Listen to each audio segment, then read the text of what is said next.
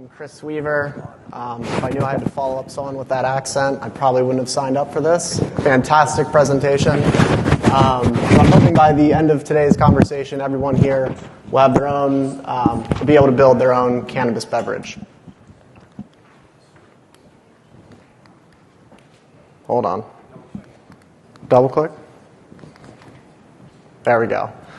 A little bit about me. As you can probably tell from that picture, I did not come from the cannabis industry. So if someone wants to get a picture of me up here, that would be much appreciated. I spent the first 6 years of my career in investment banking.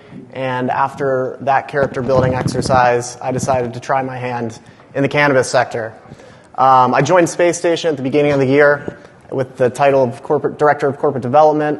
But my responsibilities cover a range of things: finance, operations, and project management, which is what I'll be talking about today.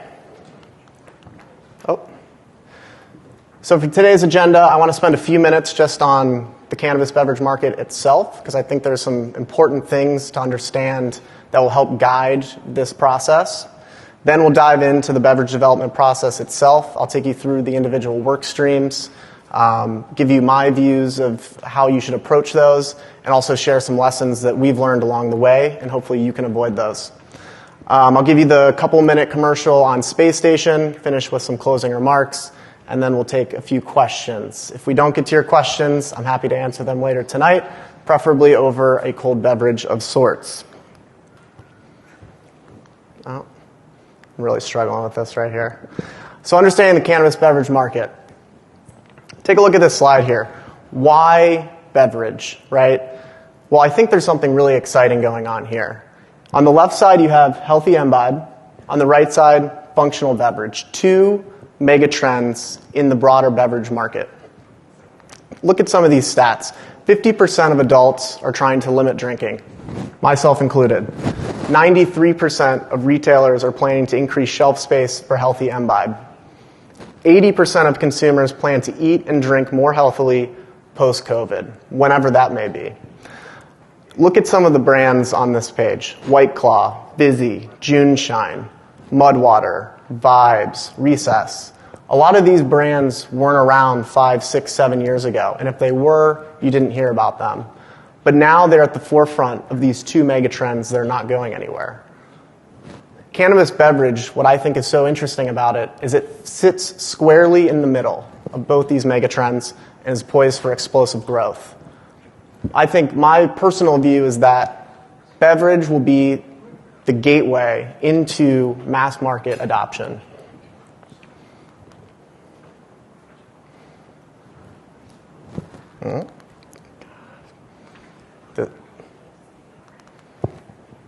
So where do you begin? Let's take a step back. Think about Whole Foods, Erewhon. I just moved to California. You guys absolutely love Erewhon here, so I know you've been there. Walk over to the specialty beverage section. Floor to ceiling, wall to wall, any beverage that you could get. Coffee, tea, kombucha, seltzer waters, right? Where do you begin? Layer in the complexity of cannabis, right? High dose, low dose. Is it sativa? Is it a hybrid? Live resin? The possibilities are really endless. And as you can see here on this slide, you can see it already. Can, low-dose seltzer, Uncle Arnie's, high-dose lemonade. Manzanilla puts out a sports drink. Keef Cola. So is there something that you need to understand about the industry itself in order to guide where you should start? Because like I said, it can be very overwhelming to even know where to begin. So the cannabis beverage market is more complicated than the broader beverage market. We talked a little bit on the product side of things. Ben did an excellent job talking about a lot of the market challenges, which I'll quickly reiterate here. There's no interstate commerce, right? And so building a national brand needs to be done state by state. there's going to be a different consumer set in Illinois than there is in California. And so as you're thinking through what kind of beverage you want to build, that's something that you should really take into consideration. Each market has its own regulations. Something that is compliant and successful in California might not be compliant and successful in other states. Manufacturing and distribution infrastructure is highly limited. If there's one thing to take away from today's presentation, it's this. If you think about how many licensed manufacturing facilities there are, and then look at the sect of that focuses solely on cannabis beverage, right? Not a lot of them out there. Distribution. The whole supply chain has been set up to move vape carts and flower. Think about how many vape carts you can fit in the back of a Sprinter van, and then think about how many 24 packs of cans you can fit in that same van. So this is a challenge that you need to know how to navigate. Sales channels are limited to very highly fragmented dispensaries, so you need a boots-on-the-ground sales force to be successful. But because of all these challenges, there's a tremendous amount of upside, and that's why you should be excited about making beverage work. So before I get into the actual meat and potatoes of how to do this, I just want to say that this is our view, and the best thing that you can do is find a trusted and reliable partner that can help you navigate this process. This is not meant to be an end-all, be-all guide, but should help inform you as you go along your journey. So how to get started? Let's think about a framework that we can use to get us going in the right direction. I think there's two legs to this. There's the product side and the business side. Depending on which of my colleagues you ask, they'll put far more emphasis into the product side than the business side, but as a washed-up investment banker, I'm going to talk about both. So for the product side, you have to identify what beverage category do you want to go into. Is it a tea? Is it a seltzer? Is it a soda? Are you going to have multiple flavors? What's the cannabinoid content? What's the potency? Are you going to go high dose or low dose? What's the packaging format? Is it going to be multiple use or is it going to be single use? All of those should be informed by who is your target market, what is the end consumer, and who do you actually have access to today. Once you have that identified, you can figure out what the USPs are and what the product claims are that you're going for. Is it zero cal? Is it sugar-free? Is it no preservatives? All of those should give you an idea of where to start from the product side. When it comes to the business side, what's your budget for doing this? Okay? Everything today is far more expensive than it once was. So making sure you have a good budget and you can stick to it is going to be critical to success. What's your sales forecast? This will help you with procurement. What are your target price and margins? Look at the market, see what's out there today and who you want to compete with on a price perspective. What margin do you need to be successful with? That will give you goalposts to work within when thinking through what ingredients you want to use, what packaging you want to use. Then, of course, identify your suppliers and production partners. As I mentioned before, there is limited capacity, and so making sure you have a partner that can help you scale will be critical. And then again, distribution and sales channels. How are you going to move it? Who's going to sell it? On the right side, these are the critical work streams to making a beverage. Your primary packaging, the formula itself, the emulsion or water-soluble technology that you'll use, the labels, secondary packaging and transit packaging, and then the manufacturing and distribution. So primary packaging. What do you need to think about when you're selecting a package? Well, if you know the beverage type, that should give you an idea. Again, go back to the beverage aisle section. A lot of things are in cans. That's what we see a lot of today. But cans aren't always the best choice. Not all can liners are created equal, for example. Some can liners don't work with the emulsion, but that's not, a lot of people don't know that. What's the ongoing availability of these products? If you buy a custom bottle, it might be in stock today, but 6 months from now, you might need to order 500,000 of them in order to get them. And so these are all the questions that you want to make sure you're asking when thinking through what the primary package of your beverage is going to be. From there, You'll want to identify your suppliers. There's a number of them out on the expo floor today, which I'm sure would be very happy to help you. Ask them for samples. Get them in-house and test it. How is the user experience? Does it feel right? Does it drink right? And from there, you'll want to figure out, is it compatible with cannabis? Certain primary packages, as mentioned before with cans, won't work with cannabis. Plastic needs a special coating in order to withstand THC emulsion. Glass, if you use a clear glass, you might need a UV coating to prevent it from losing its potency over time. These are all things that will help identify if your package is suitable for a cannabis beverage application. Lead times, I want to call this out specifically, can range anywhere from 4 to 52 weeks. We had a customer recently get quoted a 52-week lead time for a certain type of cap. And so as you're thinking about scaling a beverage brand, if you can't get packaging or you need to pivot on packaging, that could really cause some issues in terms of your launch. So a few lessons learned. We talked about the can liners.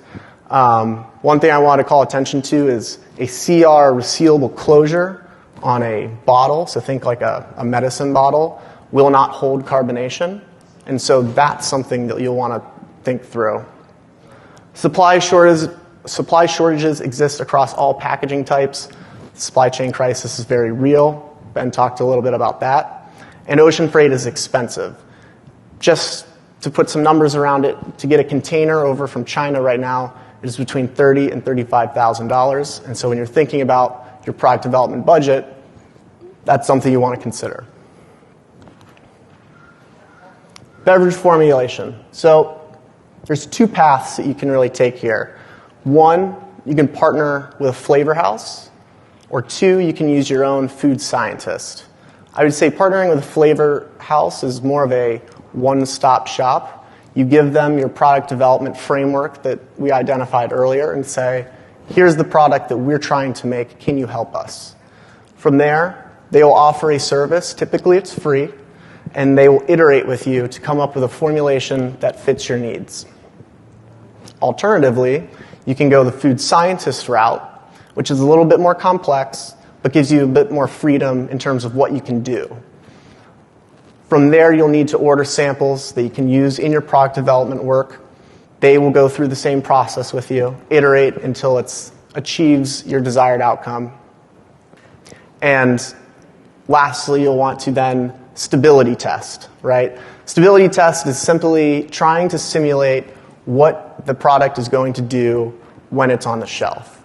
That will run from anywhere from 4 to 12 weeks to essentially simulate what will happen and see if the formula is commercially viable. Emulsion. So Vertosa, Source, they're all out on the expo floor as well. They can probably give you a much better overview of this particular topic, but I will touch on a couple of the key elements. So the first thing to know about emulsions are different emulsions have different attributes and have been developed to meet the demands of different applications. So what that means is if you're trying to put something into a can and it's going to be low dose, you'll want one type of emulsion. If you're going to put a high dose product into a bottle, it'll take a different type of emulsion. And those emulsions are not always interchangeable. That is largely due to the part because of the different attributes, right? Droplet size, onset time, turbidity, appearance, active concentration, the taste, can liner stability, and polyphenol stability.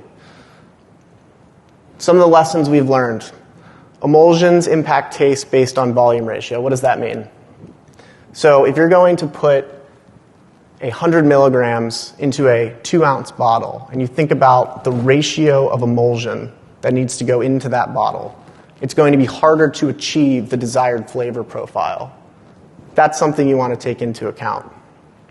Some emulsions may not be compatible with certain materials or base formulas, so that's what we were talking about with the can liners. The can liners will absorb the emulsion and therefore lose potency and not pass testing, or it'll interact with polyphenols. So if you happen to use a juice base and you're using a blueberry juice or a raspberry juice, that will not work with some emulsions. And these are all questions that Vertosa Source will help you with. They'll help you with the stability testing and make sure that you have a viable formula. All right, so now you have your package, a closure of sorts, you have a base formula, you have an emulsion. Now we need to get into the label, the shrink sleeve. Where do you begin? So first I would say, make sure that your production partner has a scalable way of applying the label that you want, right? Shrink sleeves are very, very common in our industry. You can also use a cut and stack sticker. However, if you're going to be hand applying stickers, it's probably not going to be the most cost-effective or scalable solution for you. The process for label design is once you have your primary packaging selected, you'll contact your label vendor. There's a ton of them out there, some of which are out on the floor as well. They will give you a dye line, right? They'll take the shrink sleeve, put it over your sample bottle, and they'll give you the dimensions of exactly what the dye line for that label is going to be. From there, you'll prepare what's called a copy sheet. And this is something that we do, a lot of our customers do, and it's essentially just a long document that has all of the regulations, all of the nutritional facts, ingredients lists, everything that goes onto that label. I don't know if you guys have looked at a ready-to-drink beverage recently, but if you look at how many different things are on there, it's actually quite amazing, and someone has to come up and put all of those things on there. So the copy sheet helps you stay organized in that regard. Once you prepare the copy sheets, you have the dye line, you'll create a proof, which is essentially just taking your artwork, taking all of the copy, and putting it onto a lay flat. From there, you'll choose your finishes with the assistance of your vendor. They will complete what's called pre-press, which essentially takes the raw artwork file and puts it makes it compatible with their production equipment. And then they will do a small scale run and provide samples for you to review. Some of the lessons we've learned here. This process always takes much longer than expected. Make sure you know the labeling requirements because, as I mentioned before, they're likely different in just about every single state. And do not request samples until you have a commercial formula, or else you'll just be redoing the whole thing. That has been learned the hard way.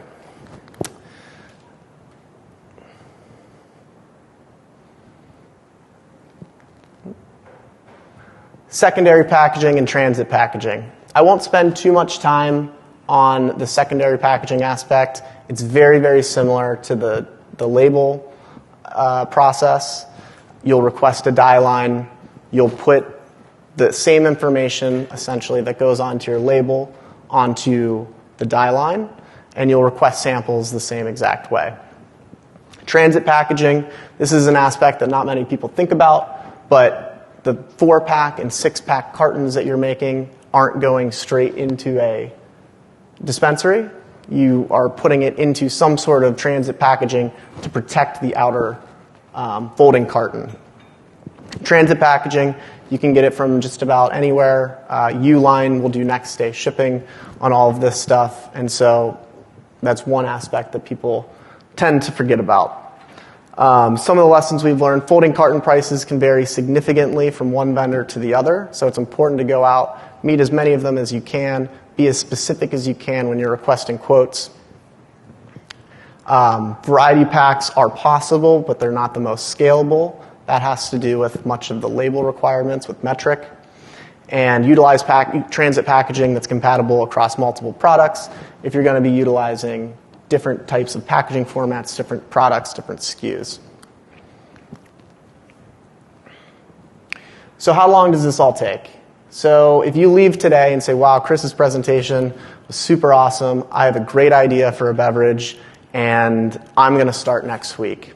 This is typically what the timeline looks like.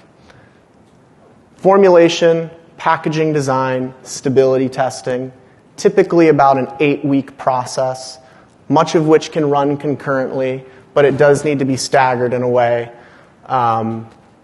just as things become available for you.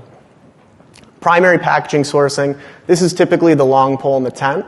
As I mentioned before, with the supply chain crisis, most ocean freight shipments are taking anywhere from 3 to 4 months to get here. And so that's something that you can front run, get out of the way, and then focus on the rest of the process. In terms of shrink sleeves, folding cartons, transit packaging, ingredients, emulsion, all of that I would say is about a 4 to 6 week timeline and should be done after you have a commercially viable formula and all of the artwork is done. And then once your beverage has been developed, someone like Spacestation may produce it for you.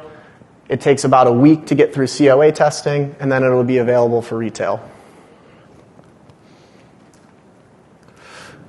Here's an example of what the bill of materials might look like. This is just a made-up product with made-up numbers, although they are directionally correct, just so you guys have an idea of what the price points are per unit. This particular formula contains 2 different juices, 2 different sweeteners, 4 flavors, 2 preservatives, and an anti-foam agent, which assists with the production process. The packaging here, you have a can, you have an exo seam, which is that black can top that you probably have seen on a can or any other canned beverage, cannabis beverage product. You have your shrink sleeve, the folding carton, and then the master shipper. And then here the emulsion as well. No, CBD is not more expensive than THC. This particular product just contains a higher level of CBD relative to THC. So partnering with Spacestation. Here's the quick commercial that I told you about. We are the largest manufacturer of cannabis beverage by volume. Since Q4 of 2020, and based on our current trajectory for Q4 of this year, we are on pace to produce just under 7 million units over the last 15 months. We are the exclusive manufacturing partner for a number of top 5 brands in California, some of which you can see in the middle of the screen. And then we have a very established technical team who will make sure they can get you a viable commercial formula and then also ensure the best manufacturing process is used to get your beverage created.